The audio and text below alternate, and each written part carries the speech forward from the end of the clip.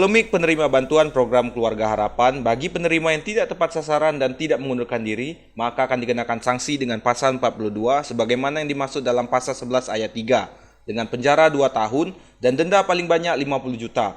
Dan pasal 43 ayat 1 yang terkandung dalam pasal 38 pidana dengan penjara paling lama 5 tahun dan denda 500 juta. Sehubungan dengan hal tersebut, Reko, Kepala Dinas PMDesos sampai sejauh ini belum menerima adanya laporan bahwa penerima PKH di Kabupaten Lebong ini tidak tepat sasaran.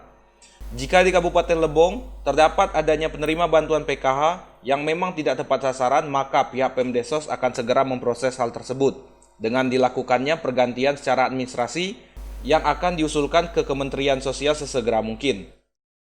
Sampai dengan sejauh ini kita dari Dinas Sosial belum menerima laporan KPM yang tidak layak atau tidak berhak untuk menerima PKH. Selanjutnya, jika terdapat salah satu KPM yang ternyata tidak layak menerima KPH, maka akan dilakukan koordinasi dengan pemerintah setempat, yaitu kepala desa dan camat yang lebih tahu keadaan masyarakatnya. Kalaupun memang ada ditemukan terkait tindakan hukum, akan diserahkan langsung kepada lembaga penegak hukum. Terkait mengenai tindakan hukum atau risiko hukum daripada penerima yang tidak layak ini nanti semuanya kita serahkan kepada pihak APH dalam hal ini penegak hukum. Mita Rika, Lebong TV melaporkan.